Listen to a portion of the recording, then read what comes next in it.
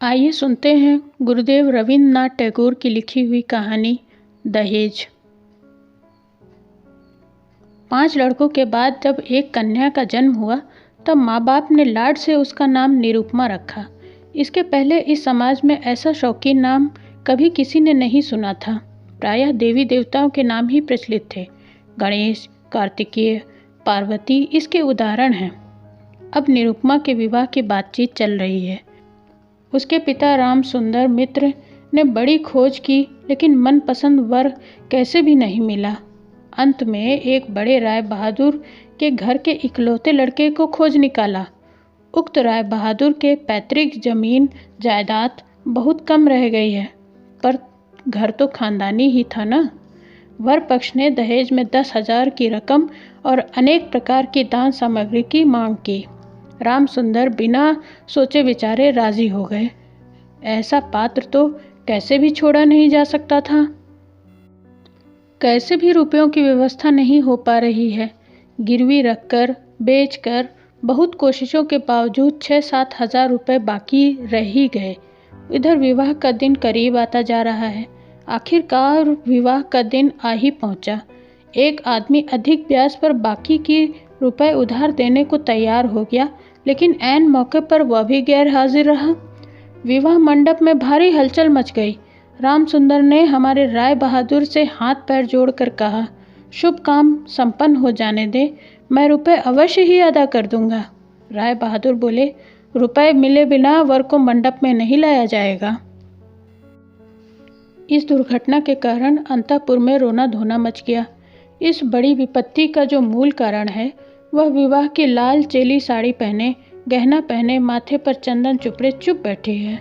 भावी ससुर कुल के प्रति उसमें बड़ी भारी भक्ति या अनुराग उत्पन्न हो रहा है, ऐसा नहीं कह सकते। इस बीच एक सुविधा हो गई। सहसा ही वर अपने पितृदेव के प्रति बेअदब हो गया। पिता से कह बैठा, खरीद फरोख्त मोल भाव की बात मैं नहीं समझता। विवाह करने आया हूँ, विवाह करके ही लौटूंगा। पिता ने जिस किसी को सामने पाया उसी से बोल पड़े, देख रहे हैं ना आजकल के लड़कों का आचरण। एक बुजुर्ग लोग थे, उन्होंने कहा, शिक्षा शास्त्र नीति शिक्षा तो बिल्कुल रही नहीं, इसी से तो ऐसा है। वर्तमान शिक्षा का विस्मय फल अपनी संतान में प्रत्यक्ष देखकर राय बहादुर हतोत्साहित होकर बैठ गए। विवाह किसी तरह संपन्न हुआ। ससुराल जाते समय निरुपमा को हृदय से लगाकर पिता आंसू नहीं रोक सके। नीरू ने पूछा, बाबूजी, क्या यह लोग मुझे फिर कभी आने नहीं देंगे? राम सुंदर ने उत्तर दिया, आने क्यों नहीं देंगे बेटी, मैं तुम्हें लिवा लाऊंगा। अक्सर ही राम सुंदर लड़की से मिलने चले जाया करते थे, पर समधियाने में उनकी कोई प्रतिष्ठा नहीं रही। यहाँ तक कि नौकर चाकर तक उन्हें नीची निगाह से देखते। अंतःपुर के बाहर अकेले कमरे में किसी दिन 5 मिनट के लिए बेटी से मिल पाते तो किसी दिन मिल तक नहीं पाते। समधियाने में इस तरह का अपमान तो सहा नहीं जाता। राम सुंदर ने निश्चय किया, जैसे भी हो रुपया तो चुकाना ही होगा। लेकिन कर्ज का जितना बोझ अभी कंधे पर था, वही संभाले नहीं संभल रहा था। उधर ससुराल में उठते बैठते कन्या को उलाहने मिलते। पिता के घर की निंदा सुनकर कमरे का दरवाज़ा बंद कर आंसू बहाना उसका नित्य कर्म बन गया था। विशेष रूप से सास का आक्रोश किसी भी तरह कम न होता था। यदि कोई कहता, वाह कैसा रूप है, बहू का मुख देखकर आंखें जैसे शीतल हो जाती हैं। सास गरज उठती, हाँ बड़ी रूपवती है, जैसे घर की बेटी वैसा ही रूप रंग। यहाँ तक कि बहू के खाने पहनने तक का कोई परवाह नहीं करता। यदि कोई दयालु पड़ोसी किसी प्रकार की कोई कमी बताता तो सास उत्तर देती, इतना ही बहुत है। यानी कि बाप ने पूरे दाम दिए होते तो बेटी की भी पूरी साज संभार होती। कभी ऐसा भाव प्रदर्शित करते जैसे बहू इस घर में कोई अधिकार नहीं, वह धोखा देकर घुस आई है। शायद कन्या के अनादर अपमान की ये सारी बातें कानों कान अंत में राम सुंदर तक जा पहुंची होंगी। तभी वो घर बेचने का प्रयत्न करने लगे। लेकिन लड़कों को बेघर बार का करने जा रहे हैं, यह बात उनसे छिपाई रखी। उन्होंने निश्चय किया कि घर बेचकर फिर उसी घर को किराए पर ले लेंगे। ऐसे कौशल से चलेंगे कि उनके मरते दम तक यह बात लड़के नहीं जान पाएंगे। लेकिन लड़के जान गए। सब आकर रोने चिल्लाने लगे, खासकर बड़े 3 शादीशुदा लड़के, जिनमें से किसी किसी के संतान भी थी। उनकी असहमति बड़ी महत्वपूर्ण थी। घर की बिक्री स्थगित रही। तब राम सुंदर इधर उधर से भारी ब्याज पर थोड़े थोड़े रुपए उधार लेने लगे। इसका नतीजा यह हुआ कि गृहस्थी का खर्चा चलना मुश्किल हो गया। नीरू पिता का मुख देखकर सब कुछ समझ गई। वृद्ध के से पके केश, सूखा चेहरा और सदा संकुचित भाव में दैन्य और दुश्चिंता प्रकट हो आई। कन्या के आगे जब पिता अपराधी है, तब वह अपराध अनुपात क्या छिपा सकता है।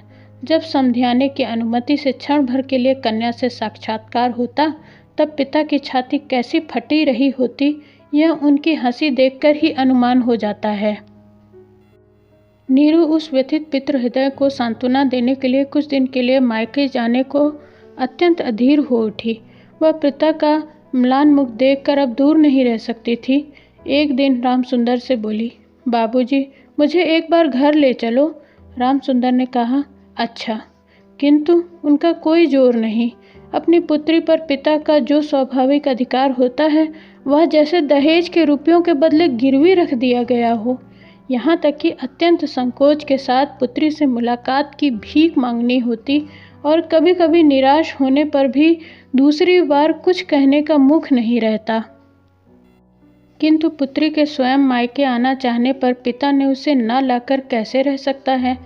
इसलिए समधी जी के पास इस आशय की अर्जी पेश करने के लिए राम सुंदर ने अपनी दीनता, अपमान और नुकसान सहकर जो 3000 रुपये संग्रह किए, उस इतिहास का गोपनीय रहना ही भला है।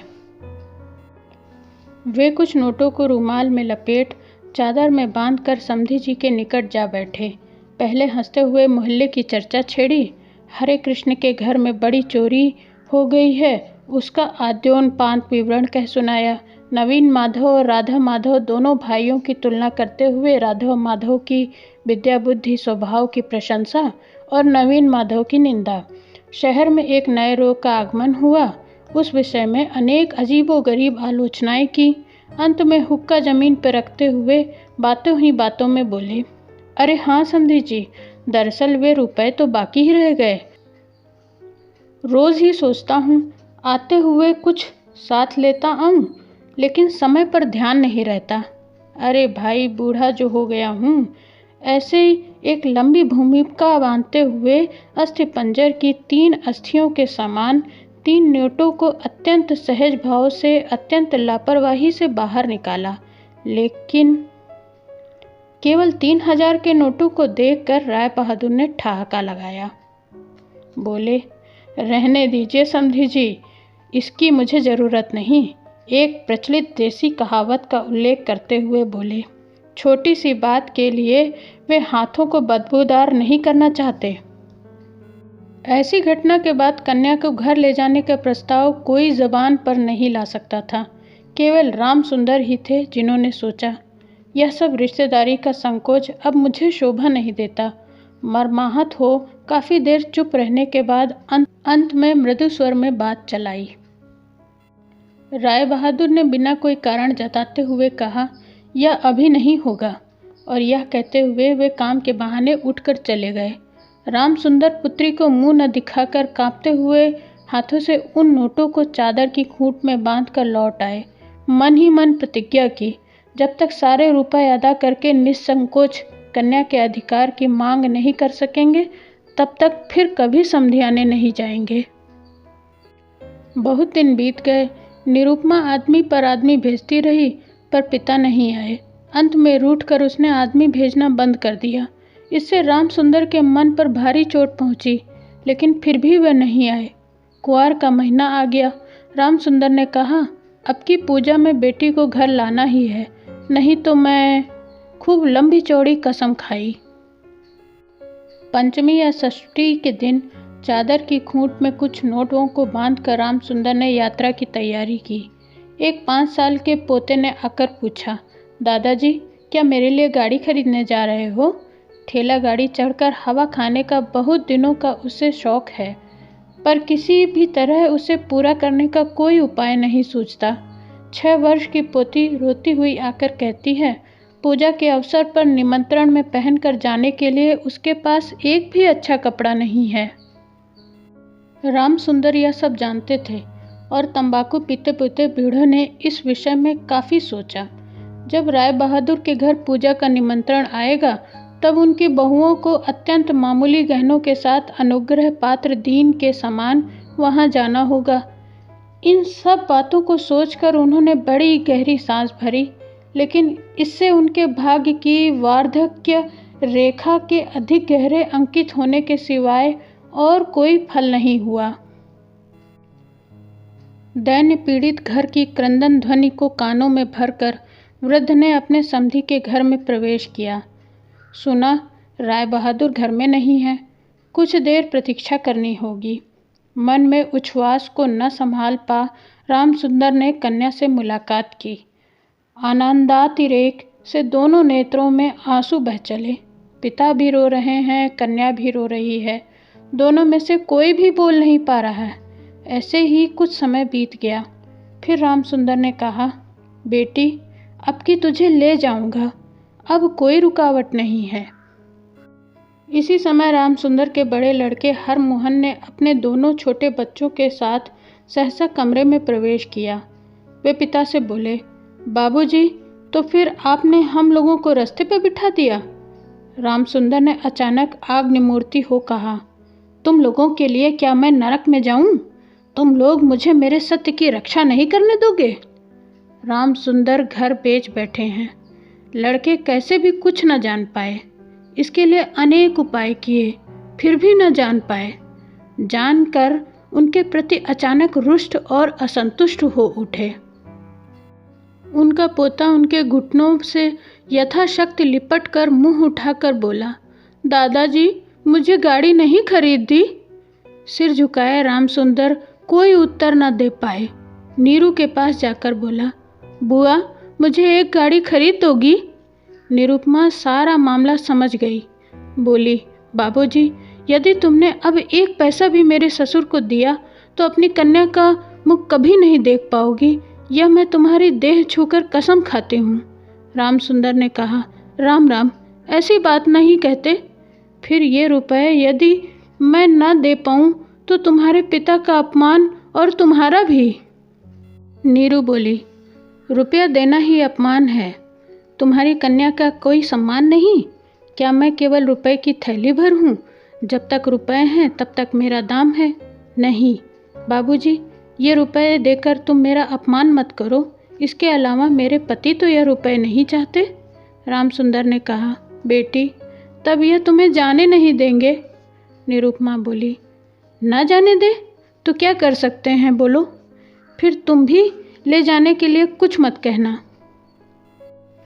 राम सुंदर कांपते हाथों से नोटबंदी चादर को कंधे पर डालकर चोर के समान सबकी आंखें बचाकर घर लौट गए। राम सुंदर रुपए लाए थे और बेटी की मनाही के कारण वे रुपए दिए बिना ही लौट गए, यह बात छिपी न रही। द्वार पर कान लगा कौतूहल स्वभाव वाली दासी ने नीरू की सास से यह बात कह सुनाई। सुनते ही उनके क्रोध की सीमा न रही। निरुपमा के लिए उसकी ससुराल में अब कांटों की सेज बन गई थी। इधर उसके पति विवाह के थोड़े दिनों बाद ही डिप्टी मजिस्ट्रेट होकर किसी दूर शहर में चले गए। कहीं संग दोस्त से नीरू को कुछ शिक्षा न मिले, इसी बहाने अब मायके के रिश्तेदारों से मुलाकात की बिल्कुल मनाही हो गई थी। इसी समय नीरू अत्यंत कठिन रोग से पीड़ित हो गई, पर इसके लिए उसकी सास को पूरी तरह दोषी नहीं ठहराया जा सकता। अपने शरीर के प्रति वह अत्यंत लापरवाही बरत रही थी। कार्तिक महीने में ओस में रात भर सिरहाने का द्वार खुला रखती, जाड़े के दिनों में देह पर कपड़ा नहीं रखती, खाने पीने में कोई नियम नहीं मानती। दासियां जब अक्सर भोजन लाना भूल जाती तब एक बार भी मुंह खोलकर उन्हें स्मरण नहीं दिलाती। लेकिन इस प्रकार का भाव भी सास को सह्य नहीं था। यदि भोजन के प्रति बहू की किसी प्रकार की लापरवाही देखती तो सास कह उठती, नवाब के घर की बेटी है ना, गरीब के घर का अन्न इसके मुंह में रुचता नहीं। कभी कहती, एक बार देखो तो कैसी बुरी शक्ल बना रखी है, दिन ब दिन जैसे जली सूखी लकड़ी सी हुई जा रही है। रोग जब गंभीर हो गया तो सास बोली, ये सब इसके नखरे हैं। आखिर एक दिन नीरू ने अत्यंत विनयपूर्वक होकर सास से बोला, माँ, मैं एक बार अपने बाबूजी और भाइयों को देखूंगी। सास बोली, यह सब मायके जाने का बहाना है।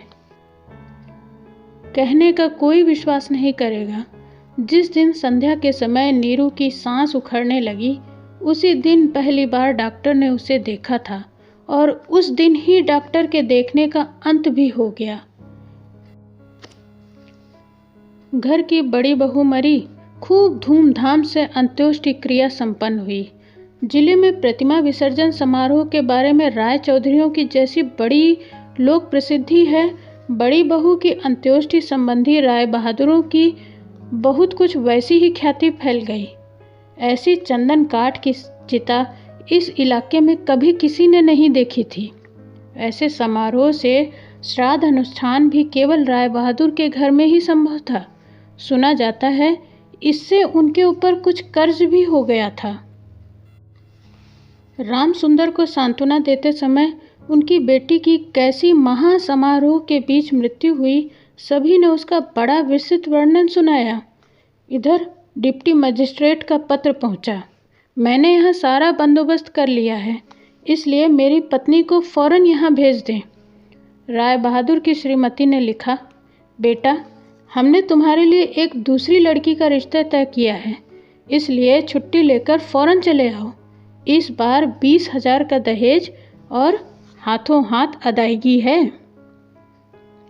तो दोस्तों, यह कहानी बस यहीं तक। आशा है आप सबको पसंद आई होगी। मिलते हैं जल्द एक नई कहानी के साथ। तब तक के लिए धन्यवाद।